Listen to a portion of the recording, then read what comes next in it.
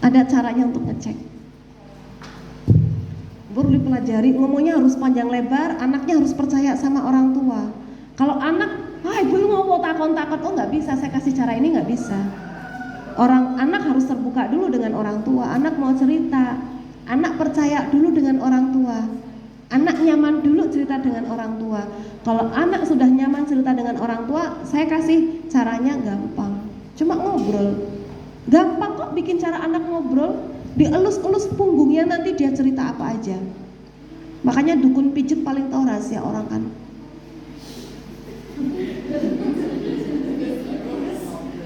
Kenapa? Karena refleksnya orang yang dipijit itu pengennya cerita. Anak saya kalau nggak mau cerita, nggak apa-apa, nggak cerita nggak apa-apa. Saya gitu kan, nggak usah cerita nggak apa-apa. Habis itu cerita. Jangan malah cerita dong, cerita nggak apa-apa, cerita aja sama bunda. Ya nggak mau cerita kalau kayak gitu. Oh, kalau belum siap cerita nggak usah cerita, nggak apa-apa. Di pondok gimana? Teman-temannya gimana? Ya nggak gimana-gimana. Oh ya udah nggak usah cerita, nggak apa-apa. Habis itu cerita, temanku tuh ada yang gini, bla bla bla bla, udah keluar kan, enak.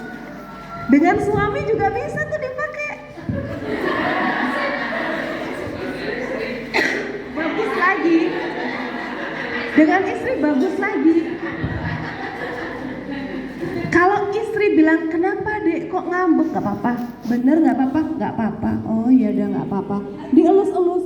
Mas, kalau aku tidak ke kanan kain. Keluar nanti, bener. Itu ada syaraf yang bekerja. Refleks itu. Saya tuh kemarin terapi, biar bisa ngisi di sini kan saya terapi ya. Terapinya ada pijitnya kan, sebelum diterapi kan dipijit dulu kan. Saya terapi BE ya. Di setrum listrik itu loh, dengan ahli ya. Tapi saya langsung ambil temanya ini, nanti biar ngobrolnya seputar ini, jangan sampai saya keluarin rahasia banyak orang kan. Saya kan punya rahasia banyak di Purworejo. Jangan sampai kan itu keluar, kan kode etik nggak boleh, ngapain dikeluarin gitu kan. Kasus-kasus yang datang di tempat saya itu nggak cuma orang baik-baik yang dizolimi Bu. Yang datang ke saya tuh pelakor juga ada. Pelakor pacarnya itu tukang gelapin mobil ada. Pacar saya tuh suka ngapusi rental dan bla bla bla bla. Ada datang ke saya konseling macam-macam, tapi saya nggak laporin ke polisi, urusan saya kan psikologi bukan hukum ya, biarin deh. Saya nggak juga, wah ini ya tak lapor ke polisi, oh ini yang tukang ngapusi mobil rentalan, nggak baik juga kan. Nah itu kan bahaya kalau saya dipijit nanti keluar rahasianya kan bahaya di situ.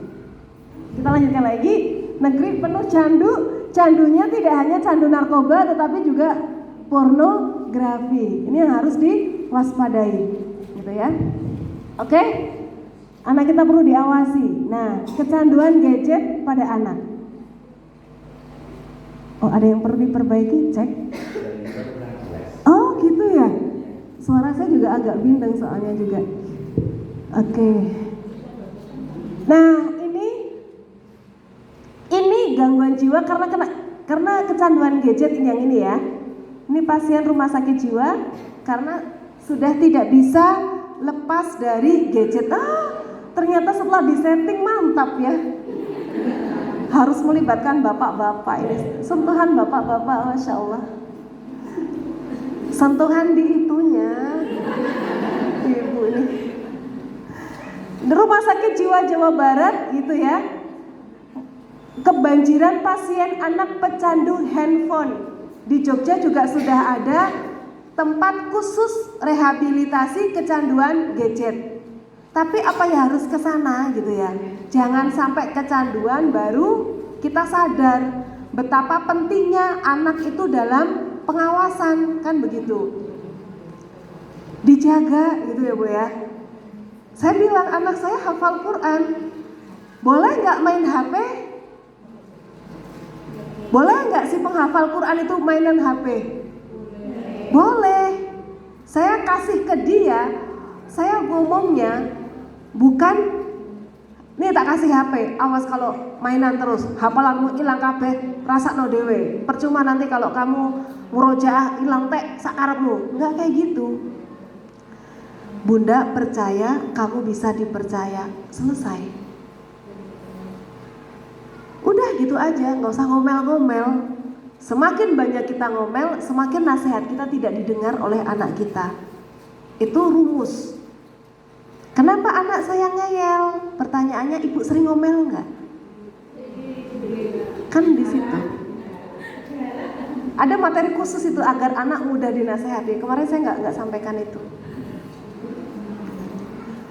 Mengapa bisa demikian? Ada hal apa yang bisa menghancur dan membangun anak? Pendapat warga yang menghancurkan anak itu HP, TV, lingkungan yang buruk, berdirinya lembaga pendidikan yang melibatkan orang tua dalam bersinergi mendidik anak.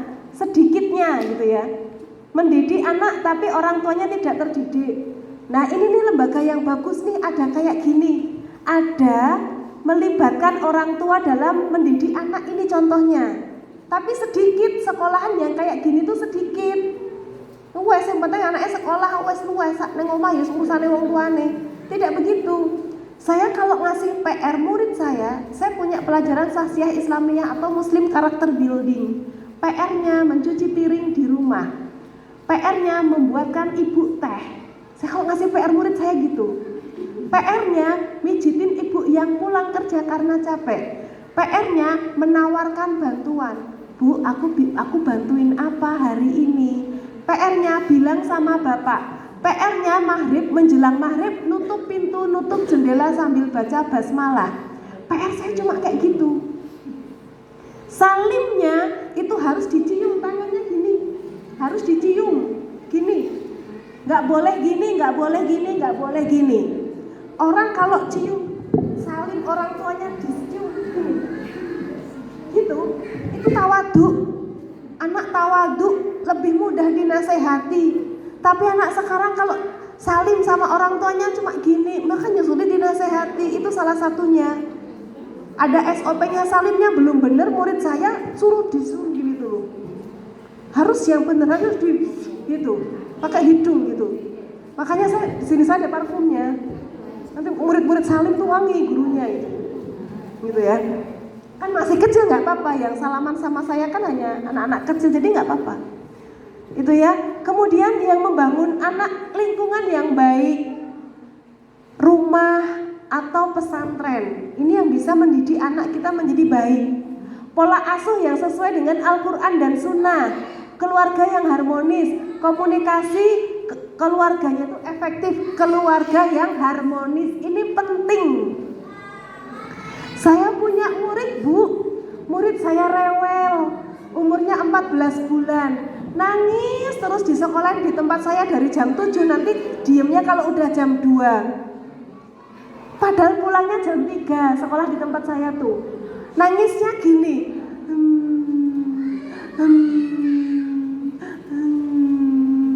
Kayak gitu dari berangkat sampai hampir pulang. Gara-garanya apa? Gara-garanya orang tuanya sering berantem. Yakin itu, saya yakin. Dan ini saya nggak bohong. Saya datengin ibunya pas jemput, Bu, pura-puranya yang namanya Bu Susi lah gitu ya. Bu Susi lagi ada masalah po dengan suaminya? Enggak. Bu Susi yakin. Bunda, jangan di sini Bu Susi, nangisnya di dalam, yuk ke kantor. Ngobrol kami. Selesai, udah diem, anaknya dibawa pulang. Terus 2 minggu berikutnya anaknya udah nggak rewelan lagi. 2 minggu berikutnya anaknya mau tidur siang. Enak, pokoknya enak, mau mainan sama temennya. 2 minggu berikutnya anaknya, kalau anak 14 bulan kan lucu-lucunya ya itu kan ketawa kan 14 bulan. Itu anaknya ketawanya udah kayak gitu. Setelah itu ibunya pas jemput, saya godain, Bu Susi, udah baikan ya sama suaminya ya? Jadi nggak enak Bunda. Bunda tahu aja. Terus tak elus-elus tuh. Iya suami saya sekarang gini, kami bikin kesepakatan, gini, terus mertua saya gini, tuh. Anaknya yang sejahtera ketika orang tuanya tidak suka berantem. Dan kasus-kasus waktu saya pendampingan di LP Anak Kuto Arjo ya, ada lapas anak ya, penjara anak. Itu kasus-kasusnya berangkat dari bapak ibu yang tidak harmonis, bapak ibu yang suka berantem, yang suka KDRT. Kita lanjutkan. Nah, ini orang tua sering bikin anak stres. Apa sih yang membuat anak stres? Orang tua itu banyak melarang tanpa penjelasan. Nggak boleh, orang ilok duduk di depan pintu, orang ilok. Dulu digituin nggak sih? Saya tuh tanya, kok rai lo ki artine apa? Ya rai karo lo. Aduh, rai lo. Lo itu polok. Lah, apa hubungannya? Ternyata ada hadisnya. Tapi nggak dijelasin, nah kan gitu. Memaksakan kehendak pokoknya ditekke pokoknya bobok, pokoknya adus, pokoknya saiki ngaji, pokoknya gitu. Tapi tidak dengan cara yang baik ya. Beda loh ya dengan cara yang baik, tulus sholat itu lebih enak ya. Ayo sholat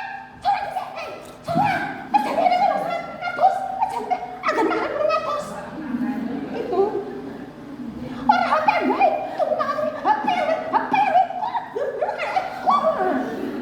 manut tidak anak seperti itu, tidak, karena itu cara yang tidak tepat, karena benar tapi metodenya yang keliru, malah mendeles wae kan. Ada hukum ini loh. Ibu-ibu tuh coba jawab salam saya. Assalamualaikum warahmatullahi wabarakatuh. Waalaikumsalam warahmatullahi wabarakatuh. Assalamualaikum. Sama, negur anaknya juga gitu. HP-an wae. Nah, itu kan. Nyetrum kan. Makanya kalau kita agar anak kita mudah dinasehati, frekuensinya disamakan dulu. Ben anakku yang jawab orang getak, berarti aku yang menyampaikan juga dengan nah itu. Tapi yang terjadi realitanya gimana?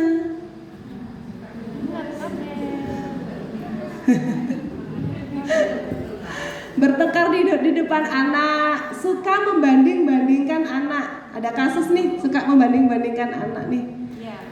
Saya pernah punya klien anak SMP perempuan, dia minum minuman keras, dia juga ngerokok, pakai kerudung pula, keluar masuk pesantren, pindah pesantren sampai 4 kali. Gara-gara apa?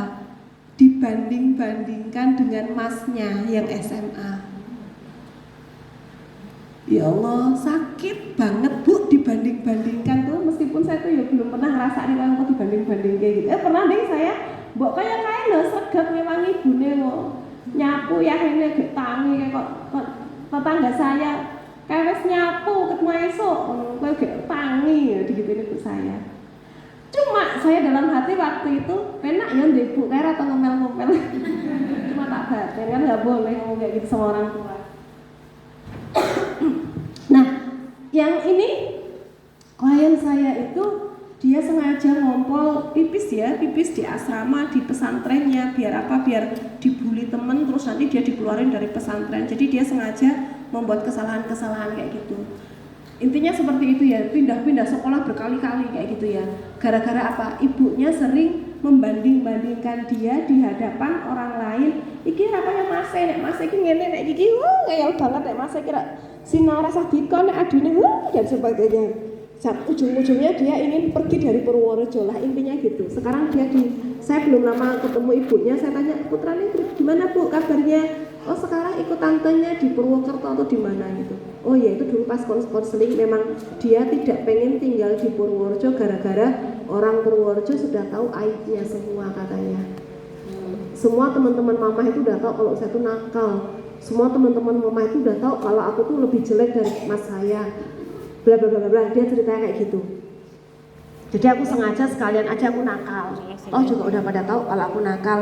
Tapi kalau aku berhasil pergi dari Purworejo, aku janji aku mau jadi orang baik. Dia bilang ke saya begitu.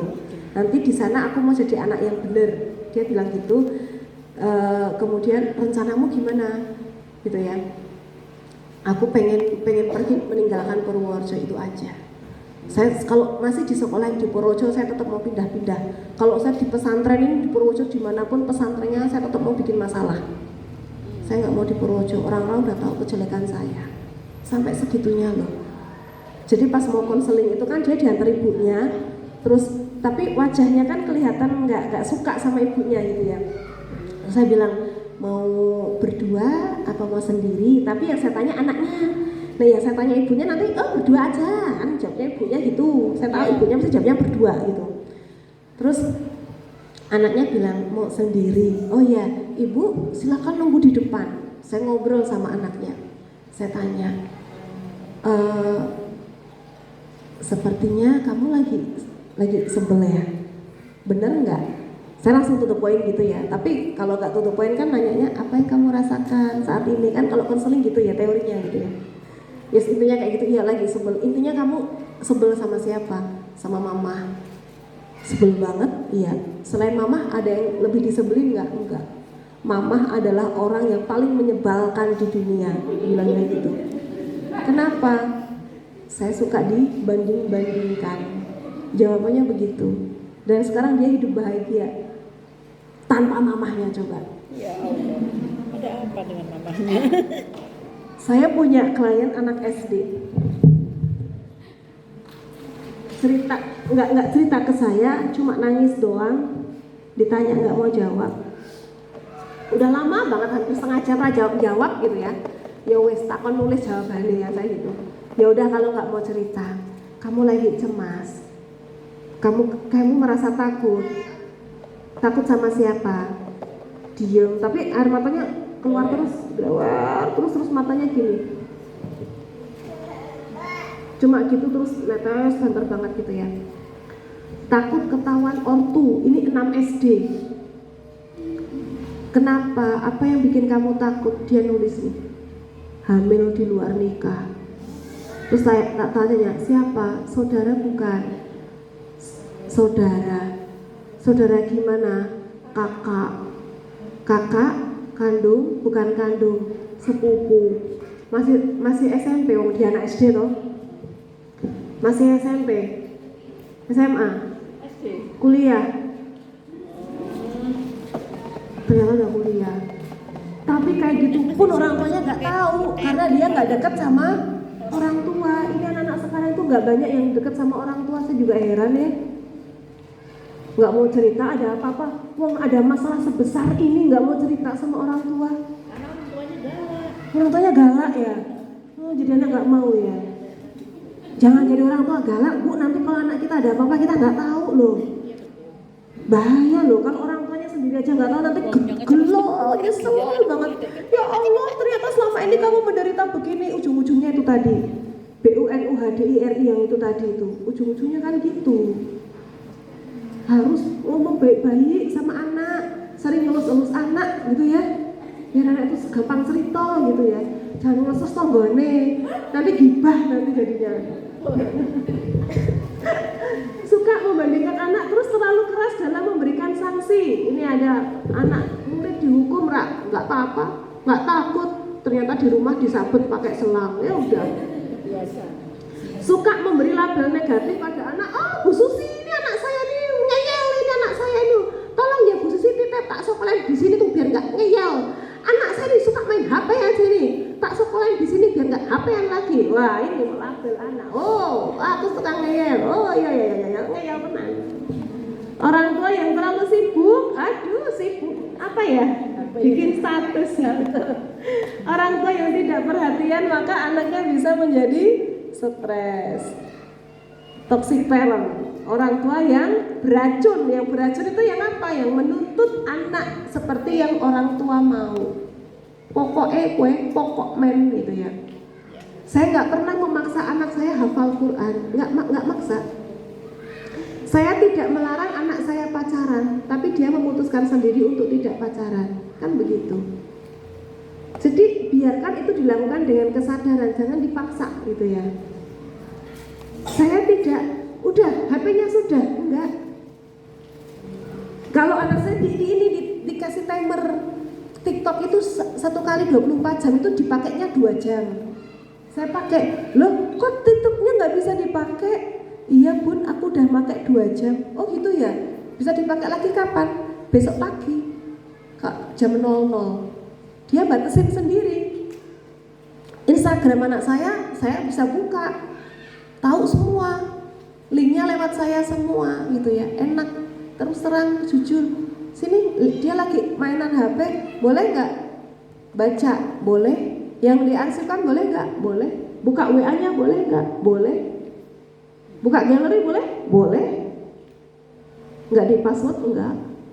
Itu enak, anak terbuka. Tapi ngobrol, kuncinya ngobrol dulu. Tapi kalau belum percaya nggak bisa, seperti itu sulit. Orang tuanya datang, nah itu udah tanda-tanda anak tidak percaya dengan orang tua atau anak sadar yang dia tonton tidak baik, maka dia sudah punya perasaan bersalah. Menciptakan pengasuhan yang dapat membangun anak kembali ke prophetic parenting, pengasuhan ala Nabi. Muliakanlah anak-anak kalian dan ajarkanlah kepada mereka adab yang baik. Diajari adab yang baik. Contoh tadi salaman aja deh. Kalau salaman itu dilakukan, insya Allah mereka mudah dinasehati. Salimnya yang benar. Nanti diulang lagi salimnya yang benar.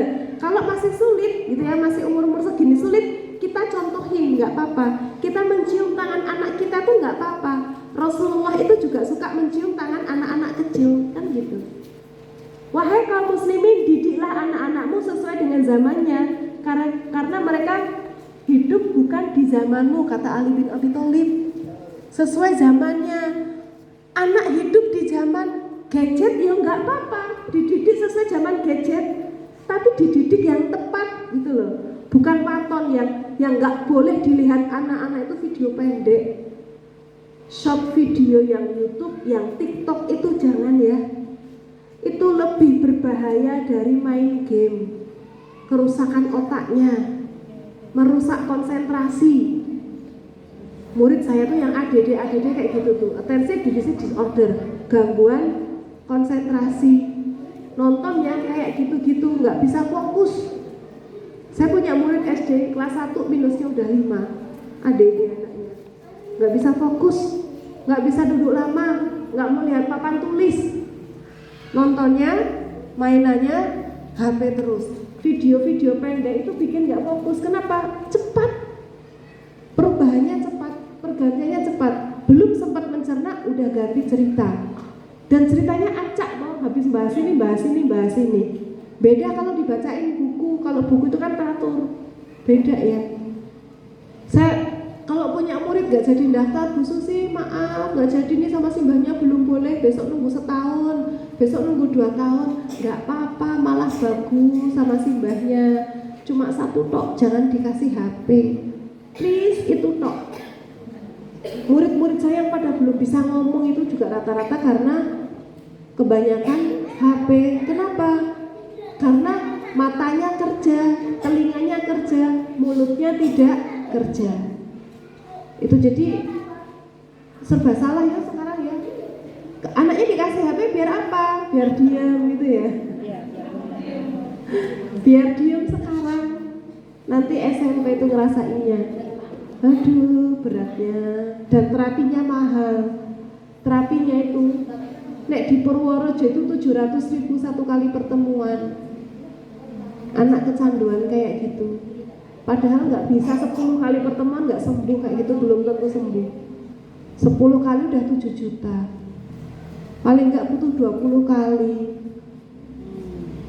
7 kali 20, 14 juta untuk merapi anak biar nggak kecanduan gadget.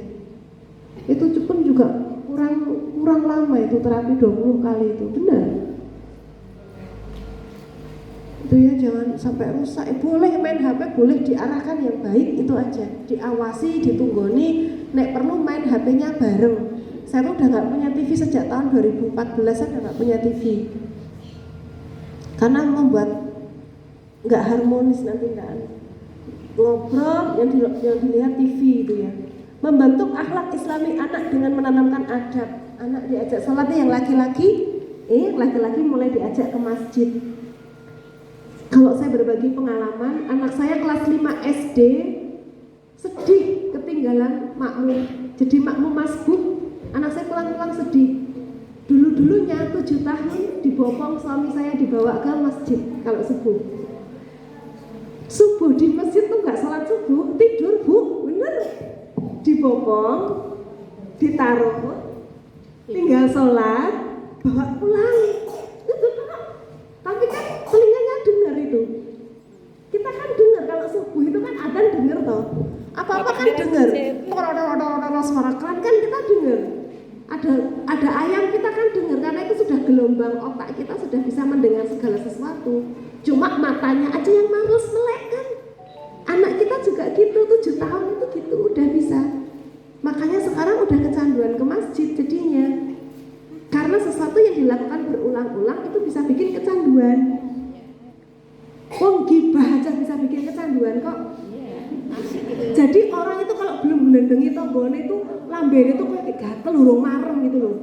Areng ndi pokoknya dolan lah pokoknya metu. Aku ketemu sapa tak andane yo kae gitu. Wah, kalau bojone berkah. Kayak gitu. Kalau belum seperti itu mulutnya tuh nggak enak. Itu kecanduan. Makan bakso kecanduan. Nek ora bakso kono kae yo ora. Baksone tutup. Sekarang makan bakso di sini. Pokoknya urung marem kalau belum kesana lagi. Apa kecanduan? Gitu ya. Berbuat baik kecanduan, sedekah kecanduan. Dulu pandemi lama nggak wiridan, lama nggak berjanjian bareng, kayak pengen berjanjian. Yang kecanduan suka nabuh gitu ya. Ono seorang katanya gini-gini gitu loh. Refleksnya kan seperti itu, gitu ya. Maka dibentuk gitu ya, dibentuk akhlak Islami biar dia kecanduan dengan perbuatan-perbuatan yang baik.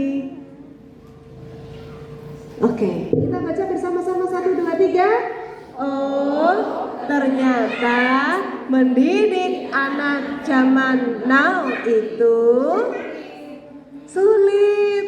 Apalagi mendidik anak zaman now itu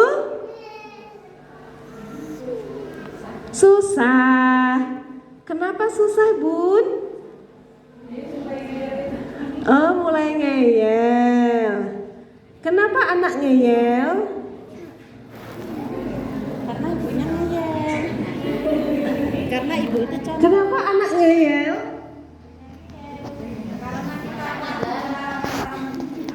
Karena karena kurang berpengalaman dalam mendidik anak biar tidak ngeyel. Oke. Anak ngeyel, 1, bisa jadi karena dulu ketika dia umur 6 bulan, pas masa oral, masa-masa memasukkan benda ke dalam mulut, ingat? Batu diemplok, kasih kardus diemplok, kasih kayak gini pun diemplok kan gitu kalau bayi 6 bulan ya. Itu masa oral dan itu suka direbut secara mendadak. Itu besarnya bisa berpotensi menjadi pembangkang, tukang ngeyel. Laparan, dijaluk itu loh. Padahal caranya, misalnya dia mau ngemplok ini dikasih dulu yang aman, kemudian yang mainan bahaya itu baru diambil. Tapi kalau yang bahaya banget yang mau diemplok peso yo, nggak seslow itu juga gitu ya. Kalau yang mau diemplok peso langsung dicekel tangannya, yang dipegang tangannya, gini kan gitu ya. Gitu. Jadi seperti ini pengasuhan. Masa oral yang tidak terpenuhi maka dia berpotensi menjadi pembangkang atau tukang ngeyel, gitu ya.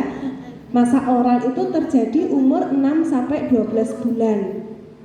Makanya Nabi Musa kan dulu ada api momo kan dimplok ya. Kan masalah kan pas kecilnya itu loh, makanya Nabi Musa kan agak celat kan gitu. Nah, dicek tuh dulu pengasuhannya begitu apa tidak. Oh begitu, oh berarti karena itu. Oke. Kemudian ngeyel yang kedua, misalnya nih, kenapa anak ngeyel? Bisa jadi karena melihat ibunya ngeyeli bapaknya di rumah, atau ngeyeli anaknya tanpa data. Jadi anak cerita waton dipaidu, padahal anaknya ceritanya bener. Ini yang terjadi terjadi, atau anak karepe bener terus kita salahin, kan asumsinya rupangsane kan bener gitu ya, terus kita salahin. Ini contoh ya, anak saya yang tengah, yang laki-laki, dulu pas dia TK dia pipis di tempat sikat gigi. Kok bau pesing ini apa ya, udah disiram banyak kok gak hilang gitu ya. Bandang dicek, oh alah wadah ya odol ono kuine gitu kan. Tapi yang dipakai, tapi itu sikatnya udah dibersihin semua, udah dikeluarin. Jadi di tempat saya kan ada 2 tempat odol saya dan suami, sama odolnya anak-anak, kan beda odolnya ya. Gelasnya juga beda. Nah, odolnya anak saya itu ditaruh di tempat saya. Gelasnya dia, gelasnya anak-anak itu ditaruh ke tempat pipisnya dia. Terus dia tuh nggak mau ngaku. Nah ini loh caranya biar dia nggak ngeyel, biar dia mau jujur. Nih treatment saya ya, pengalaman pribadi. Alah iki kowe sing nglakukan iki.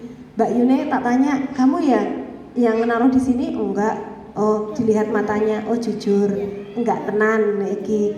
Sing cilik, enggak. Oh, iki enggak ngapusi kan gitu. Ben jujur piye gitu kan. Diajak cerita banyak, enggak mau cerita. Terus saya ajak duduk sambil minum teh. Saya sering merasa kayak gempa. Tapi tidak gempa ya, ini kayak yang sama suami saya, mas gempa, ora, delok status orang ini lindu kok. Ini barusan saya kayak saya darah rendah banget, jadi kemarin pusing banget.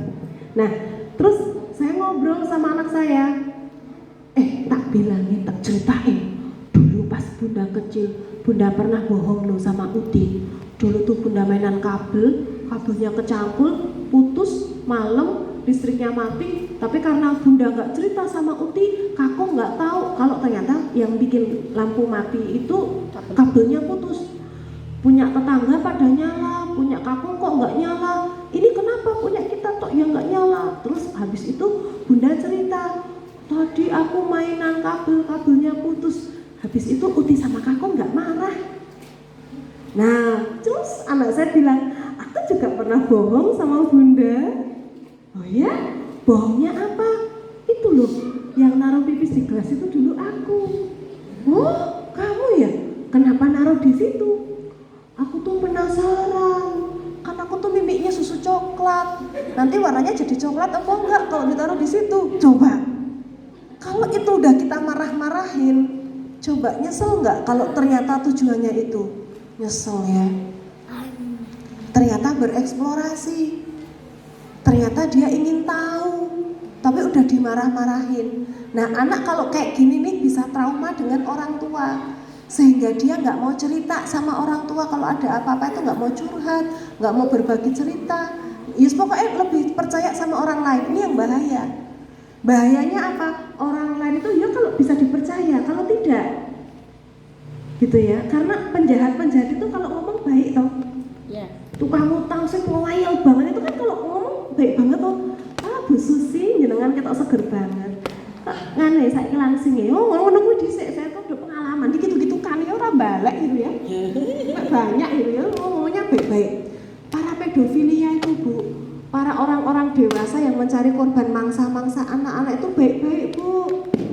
Yang saya temui dulu waktu saya masih di PPPA, saya pernah di pemberdayaan perempuan dan perlindungan anak, dilus-elus, dipangku-pangku, nggak sadar itu. Nanti habis itu baru dimainin, tapi pas dimainin anak-anak itu nggak sadar kalau itu perbuatan tidak baik. Mereka taunya itu kasih sayang. Makanya banyak banget kasus kayak gini. Di Purworejo itu agak lumayan banyak. Saya pendampingan kayak gini tuh sering dulu, model-model kakek-kakek gituin cah 2 tahun, kakek-kakek gituin 4 tahun, itu sering ke saya tuh kayak gini, terus apal gitu loh, Bu.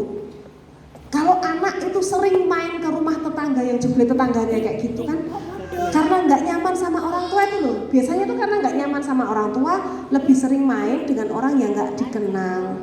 Belum nanti LGBT, yang gay itu, yang pacaran sama laki-laki itu. Di Purworejo kan juga sudah mulai banyak ya. Di Purworejo itu mulai banyak, Bu. Dan mereka itu mendeteksi iki so tak dadekke korban apa enggak, itu cuma dielus punggungnya aja loh. Udah tahu sini bunda, sini bunda. Gampang kok. Laki-laki gay itu mau cari mangsa itu cuma kayak gini lah, dok, sini bunda. Cuma satu kali gerakan tok udah tahu ini bisa tak kayak mangsa apa enggak. Udah digituin tok. Rasanya gimana tadi? Merinding. Karena perempuan tenang, normal. Tapi mereka tahu ini bisa jadi mangsa apa enggak. Anak-anak kecil-kecil segini tuh digolekin, dilus-elus kayak gitu. Anak-anak SMP yang mereka incar itu anak-anak kecil, remaja. Kalau enggak seusia suami saya nih, 40 tahun ke atas yang dicari. Nek enggak anak kecil sisan yang masih virgin ya. Kalau enggak yang udah 40 tahun ke atas yang sudah mapan secara ekonomi. Jadi diporotin duitnya kalau yang 40 tahun ke atas. Maka ada istilah sugar daddy itu kan. Itu laki-laki yang udah banyak duitnya tuh dicari sama laki-laki begitu. Bu Susi kok tahu? Lalu di HP saya orang-orang kayak gitu banyak kan, saya koleksi orang-orang kayak gitu juga. Tergantung Pak. Saya kan punya komunitas macam-macam Bu. Saya punya komunitas orang-orang yang ODA juga, yang HIV/AIDS. Saya juga punya teman-teman kayak gitu. Ada seperti itu. Ada yang biseksual juga, dia punya istri, dia punya anak, di luar selingkuhannya sama laki-laki. Di Purworejo juga ada yang kayak gitu.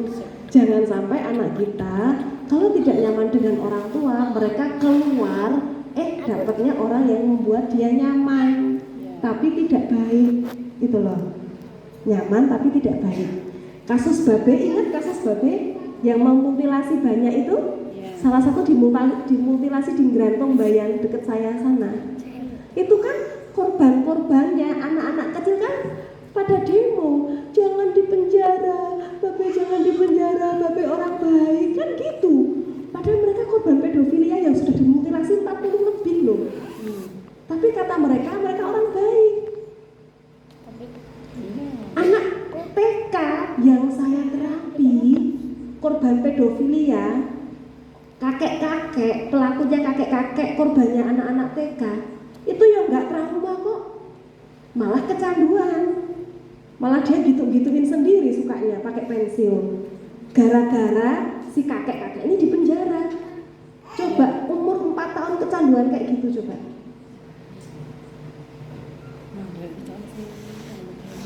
Realita ini ya Bu ya. Saya tuh keluar karena nggak kuat sering menangani kasus ini, saya keluar aja deh. Saya keluar tahun 2019 saya resign. Kasus terus kayak gitu saya nggak kuat. Saya mending gawe sekolah aja, preventif aja deh gitu. Ngajari ngaji aja deh.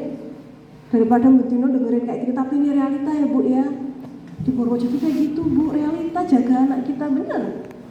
Pertamanya dibikin dia nyaman dengan orang tua, dinasehati yang baik. Tadi yang melakukan kesalahan main benda najis, masukin pipis ke tempat sikat gigi kan gak harus dimarahin toh, ya rampung toh masalah toh. Saya bilang ke dia, Masya Allah kamu kayak dokter aja. Dokter itu taunya ibu hamil apa enggak itu lewat air pipis. Dokter saya hamil enggak? Oh ibu pipis dulu, pasiennya disuruh pipis dulu dek. Suruh pipis di wadah kecil. Dokter punya wadah kecil-kecil tuh banyak. Terus nanti sama dokter dicek pakai alat. Oh ini pipisnya orang hamil. Ibu hamil, selamat ya. Oh iya dokter, aku hamil. Dokter taunya hamil dari pipis. Tapi ada lagi tuh, kayak bunda nih datang. Dokter, aku hamil enggak ya dokter? Oh iya pipis dulu, dicek. Oh enggak hamil, ini Bu Susi gendut, misalnya kayak gitu. Oh bukan, ini tuh lemak Bu Susi, bukan hamil. Enggak ada bayinya dokter, enggak ada. Taunya dari mana? Dari pipis. Saya bilang ke anak saya begitu. Kamu kayak dokter aja. Tapi besok lagi tidak dilakukan gitu ya. Itu najis. Nanti kalau masuk di bak mandi kena najis semua deh. Oke, besok mau jujur lagi nggak? Mau? Dimarahin nggak? Enggak. Ketika dia berbuat salah, dia tidak dimarahi tapi diluruskan kesalahannya, insya Allah dia akan menjadi anak yang percaya diri. Insya Allah dia akan menjadi anak yang percaya sama orang tua. dekat sama orang tua, dan insya Allah juga akan lebih bertanggung jawab terhadap perbuatannya. Yang penting ini dulu, yang penting anak dekat dengan kita dulu. Anak masih mau dielus-elus gitu ya. Segini ini kan udah tidak disuapin toh ya? Sudah tidak, tapi kita boleh loh, ibu kangen pengen nyuapin, kita kata-katanya kangen. Jadi nyuapin anak segede ini bukan karena memanjakan, tetapi karena kasih sayang. Saya juga kalau ke pondok nengok anak-anak itu, udah kangen ya bilang sih ora, tak tulang anak saya Bu. Itu sebagai bentuk sayang. Kalau udah dibegitukan, insya Allah dia aman. Kalau itu anak laki-laki, dia besok akan mencintai istrinya dengan baik.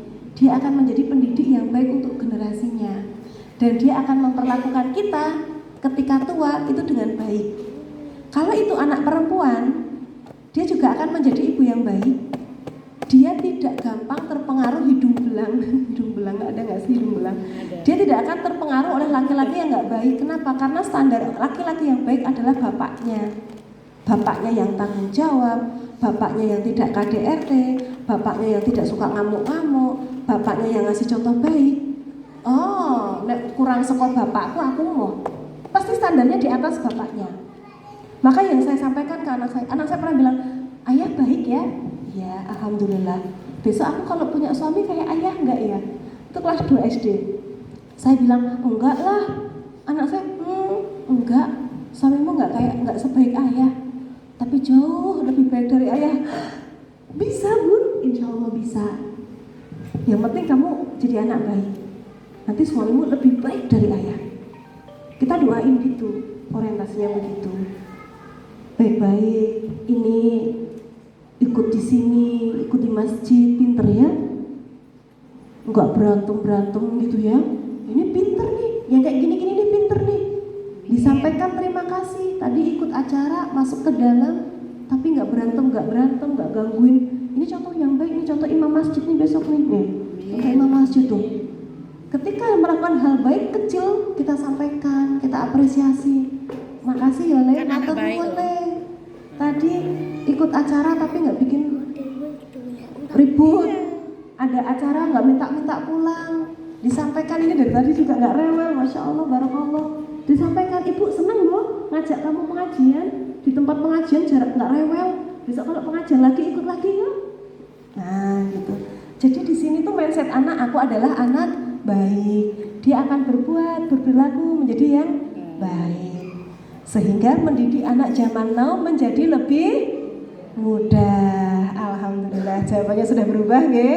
Tadi sulit, sekarang menjadi mudah kalau kita mau, dan Allah yang akan memudahkan. Kalau di sini kita Allah yang akan memudahkan, nanti atas rahmat Allah kita juga akan dimudahkan. Banyak salah tentunya mohon maaf. Wassalamualaikum warahmatullahi wabarakatuh.